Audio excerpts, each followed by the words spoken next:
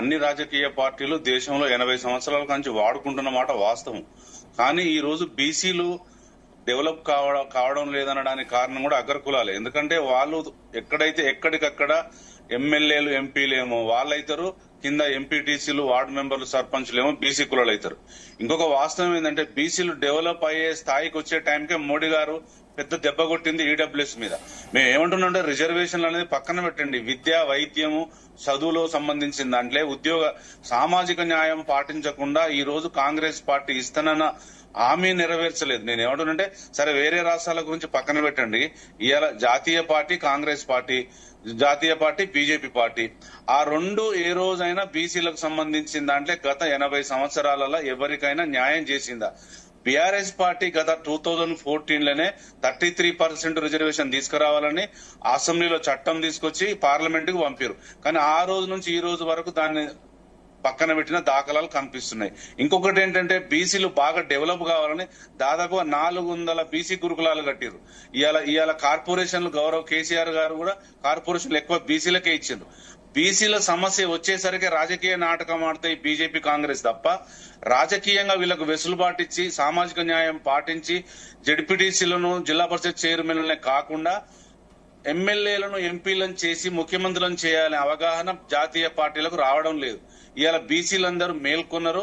రాబోయే కాలంలో ఈ కాంగ్రెస్ పార్టీకి బీజేపీ పార్టీకి తగిన సమయంలో బుద్ధి చెప్పడానికి అన్ని పార్టీలో ఉన్న బీజేపీ కాదు కాంగ్రెస్ కాదు, ఏ ప్రాంతీయ పార్టీలో ఉన్న బీసీ నాయకులు కూడా లేచి కూర్చున్నారు. ఎందుకంటే తమ హక్కుల కోసం, రాబోయే తరాల కోసం, రాబోయే బీసీ వారసత్వం కోసం కొనసాగింపుగా ఇవాళ రాజకీయ సమీకరణలు జరుగుతున్నాయి.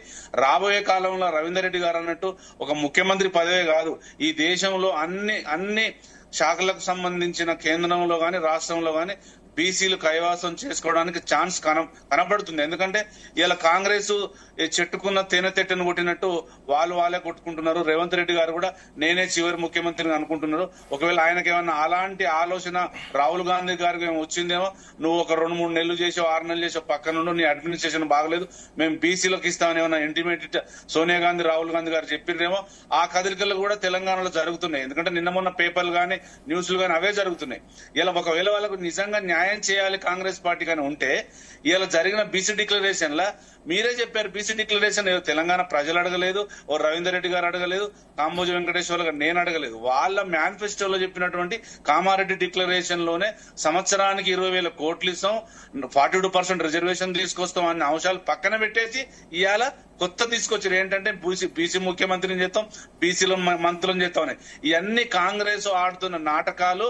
ఈ 14 నెలలల్లా వైఫల్యాలు చెందిర్రు.